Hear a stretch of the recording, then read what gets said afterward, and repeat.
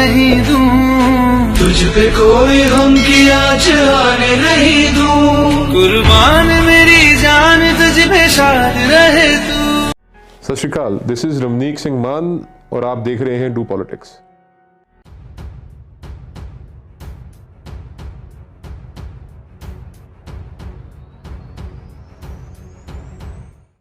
देखो वैभव, मैं आपको हमारे देश में राष्ट्रपति भी सरदार रह लिया, प्रधानमंत्री भी सरदार रह लिया, ठीक है। मोदी की जब आप बात करते हो ना, ये अकेला ऐसा प्रधानमंत्री है जिसने जाली वाली टोपी नहीं पहनी पर पगड़ी जरूर बांधी है। और गुरुद्वारा बेर साहब में गए थे एक बार, आप देखना इनके माथे पे खंडा है, पटका पहना हुआ है पर खंडे वाला पटका पहना हुआ है।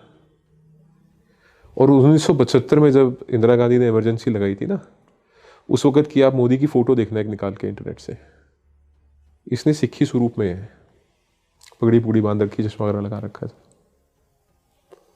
और जो चीज़ मेरे को छुई ना सबसे ज़्यादा, और उसके अंदर मैं नीतीश बाबू का भी मैं धन्यवाद करूंगा कि उन्होंने किया वो सब। पंजाब राजभवन, हरियाणा राजभवन, हिमाचल राजभवन और इस देश के अंदर जितने गवर्नर हाउसेज हैं, जितने राजभवन हैं, सबके अंदर पाठ हुआ, सबके अंदर कीर्तन दरबार हुआ। मैंने अपनी ज़िंदगी में सोचा नहीं था 1984 के बाद, कम से कम वो वक्त देखने के बाद, कि भारत में कभी ऐसा दिन आएगा कि बंगाल के राजभवन में, असम के राजभवन में, नागालैंड के, केरला के, कर्नाटका के, तमिलनाडु का या पौंडीचेरी के राजभवन में कीर्तन दरबार लगेगा, गुरु साहब का पाठ किए जाएंगे। इमेजिन नहीं किया था कभी ऐसा हो सकता है। और जितना इस बंदे ने किया सिक्खी के लिए, मैं आपको बताऊं, ये दिल से रिस्पेक्ट करता है सिख रिलीजन की, और वो दिखता है, बोलने की जरूरत नहीं होती। जितना इस बंदे ने किया ना, कोई नहीं कर सकता। हम लाख गाली दें इसको, कुछ करें, पर इस आदमी ने, मैंने कई फोटोएं देखी हैं इसकी, कि जाली की टोपी दे तो रहे हैं इसको, बुला रहा है, हाथ में ले रहा है पर पहन नहीं रहा। और मैंने केजरीवाल को, राहुल को, और मैंने बहुत सारे लोगों को देखा है। ये वाहिद ऐसा आदमी है, इसने सिर्फ और सिर्फ सिख कौम की निशानी को अपने माथे पे सजाना, अपने सिर पे सजाना कबूल किया। और अगर हम इसको गाली देंगे ना, तो हमारी कौम से बड़ी मूर्ख कौम कोई नहीं है। कुछ कह लो इसको आप, इसने पलट के कभी जवाब नहीं दिया, कभी नहीं इसने गलत बोला। और हिंदुस्तान में किसी भी स्टेट के अंदर आप जानते हो वैभव, कि सबसे ज़्यादा इंपॉर्टेंट जो फर्स्ट सिटीजन होता है स्टेट का, वो गवर्नर होता है। और राजभवन की क्या वैल्यू है आपको पता है। और हर राजभवन में अगर कीर्तन दरबार करवा दिया इसने, गुरु ग्रंथ साहब का प्रकाश करवा दिया इसने, ये हमारे खिलाफ तो नहीं है। आप मुझे वो कांग्रेस की सरकार बता दो, या आप मुझे वो कोई गठबंधन की सरकार बता दो जो केंद्र में राज कर रही थी, और उसने किसी भी ओकेजन पे हिंदुस्तान के अंदर, पूरे भारत के अंदर, सभी राजभवनों के अंदर ऐसा कार्यक्रम, ऐसा प्रोग्राम करवाया, मुझे एक बता दो सरकार, मैं आपसे सहमत हो जाऊंगा। और अगर आप नहीं बता सकते तो अगली बार ये मत बोलना कि मोदी सिखों के खिलाफ है। मोदी 135 करोड़ हिंदुस्तानियों का प्रधानमंत्री है। धर्म, जात, रंग, भाषा या आपका जेंडर मैटर नहीं करता, ये हम सब के लिए कर रहा है। और सिखों के लिए मैं दोबारा दोहराता हूं, करतारपुर साहब कॉरिडोर इसकी मर्जी के बिना पाकिस्तान खोल भी ना पाता। ये बोलता कि नहीं साहब मैं नहीं खोलूंगा, इंटेलिजेंस एजेंसीज की हमारे पास ये रिपोर्टें हैं, तुमने सब खालिस्तान का वहां पे प्रोपेगेंडा चला रखा है, तुमने भिंडरावाले की फोटो लगा रखी है, मैं तो नहीं खोलूंगा। तब तुम बोलते कि हाँ ये सिखों के खिलाफ है। इसने बोला यार जो रिस्क है उससे निपट लेंगे अपन, कोई बात नहीं, पर यह आस्था का सवाल है, ये होना चाहिए। अगर ये काशी विश्वनाथ में जाके मत्था टेकता है, अगर ये बद्रीनाथ जाता है, अगर ये केदारनाथ जाता है, ये किसी भी बड़े मंदिर में जाता है, तो ये दरबार साहब भी जाता है साहब, ये बंगला साहब भी जाता है। आप मुझे वो जगह बता दो जहाँ पे इसने सिखों के खिलाफ कुछ बोला हो, कहा हो या किया हो, इशारों में ही चाहे। अशरफ गनी को लेके चला गया जी, अशरफ गनी को लेके चला गया दरबार से। देखिए, एक अफगान पश्तून को माथा टिकाया ले जाके। बिल्कुल, पर इसके अंदर कोई बड़ी बात नहीं, मैं बताऊं आपको, क्योंकि जब नींव रखी गई थी ना दरबार साहब की, तो साईं मियां मीर ने रखी थी, वो खुद एक मुस्लिम थे। Being a Muslim and being a Pashtun बड़ा फर्क है। वो जो 21 सिखों और 10,000 अफगानियों वाली आप बात कर रहे हो ना, सरागड़ी की, हाँ ठीक कह रहे हो आप। और उससे भी प्रायर आप देखो, जो खुरासान है, Khurasan is Afghanistan. Yes, Khurasan is Afghanistan.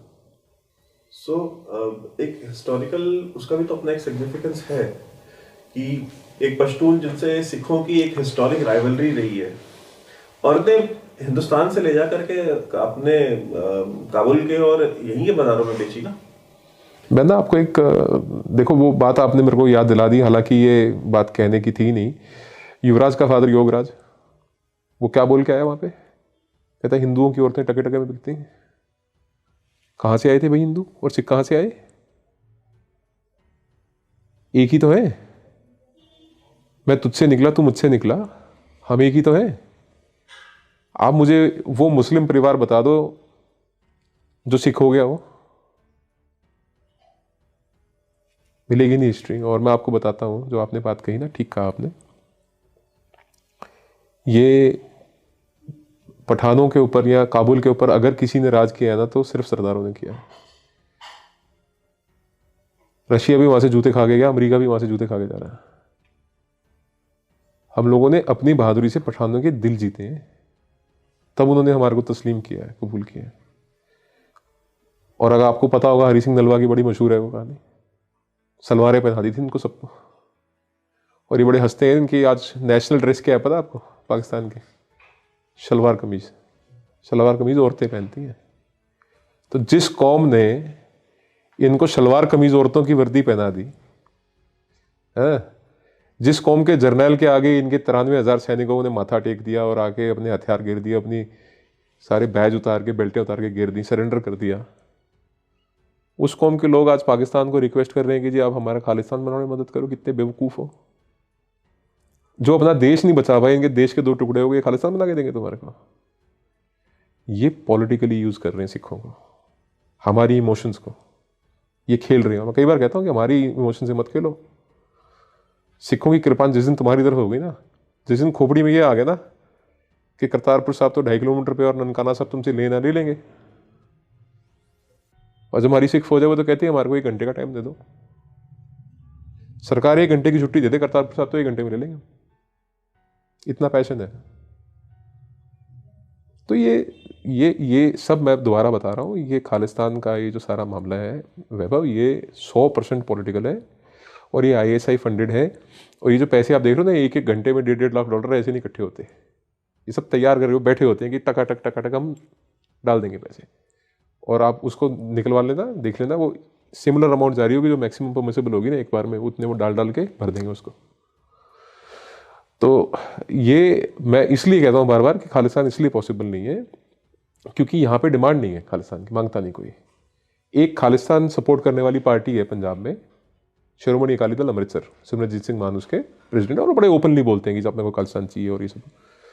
49,000 vote मिले उनको 1.5 करोड़ वोटों में से, 1.5 करोड़ वोटों में से 49,000 वोट मिले। ये सेंटीमेंट है उनके लिए लोगों का। और वो भी कहीं लोगों ने शर्म शुर्म में डाल दी होंगी, साहब घर आ गए यार, कैंडिडेट अपना डाल दो, कोई बात नहीं। ये रेफरेंडम की बात करते थे ना 2020 के, सब जूते खा के भागेंगे लोग, कुछ नहीं है इनका। और मैं फिर आखिरी बार कह रहा हूँ इस बात को, और आप सब समझना, जिन्हें मेरे सिख वीर ने, सिक्कियां दी खंड ते उछलने वाले सिख नहीं होंगे। गुरु साहब दे संस्कार होर सीगे, गुरु साहब दी सीख होर सीगी, गुरु साहब दियां कुर्बानियां तो कुछ सिख लो। पहली पातशाही ने भी कहा, खुरसान खसमन्ना किया, हिंदुस्तान डराया, पंजाब खालसा तो ना किते भी नहीं है। 9वीं पातशाही ਨੂੰ हिंदी चादर ਕਹਿੰਦੇ ਆ, पंजाब ਦੀ ਜਾਂ ਖਾਲਸਾ ਦੀ ਚਾਦਰ नहीं ਕਹਿੰਦੇ। समझो गुरुआं ਦਾ ਕੀ ਇਸ਼ਾਰਾ ਆ, ਗੁਰੂਆਂ ਦੀ ਕੀ सीख है, ਗੁਰੂਆਂ ਦੀ ਕੀ ਬਖਸ਼ਿਸ਼ ਹੈ। ਇਸ ਆਪਣੇ ਮੁਲਕ ਨੂੰ, ਆਪਣੀ ਕੌਮ ਨੂੰ, ਆਪਣੇ ਦੇਸ਼ ਨੂੰ ਸਾਂਭ ਕੇ ਰੱਖੋ। ਇਹ ਪਾਕਿਸਤਾਨੀਆਂ ਦੇ, ਬਾਹਰਲੇ ਮੁਲਕਾਂ ਦੇ ਵਿੱਚ ਬੈਠੇ ਲੋਕਾਂ ਦੇ ਪੈਸਿਆਂ ਦੇ ਉੱਪਰ उछल के ना। और मैं बताऊँ आपको, जितनी बार पंजाब डिवाइड हुआ है ना, हमारी सिख कौम कटी है, हम लोग शहीद हुए, हमारी माताएं बहनों की इज्जतें और आबरू बेआबरू हुई हैं। इनका कुछ नहीं कैसा होगा। ये सब ये पॉलिटिकल लोग हैं ना, ये लोग, इनको पता भी नहीं क्या होगा। और हम लोग जो यूज़ हो रहे हैं वहाँ बैठे हुए, जिनको ये भी नहीं पता कि किस पॉलिटिकल खेल के लिए और किस चीज़ के लिए यूज़ किया जा रहा है किसानों को, जो बैठे इनको पता भी नहीं है। इनोसेंट से लोग और इमोशंस में बैठे हैं वहाँ पे। ये चलाने वाले 5-6 नेता है, इनको उठा के जूते मार के अंदर करो, सब खत्म हो जाएगा 3 दिन में।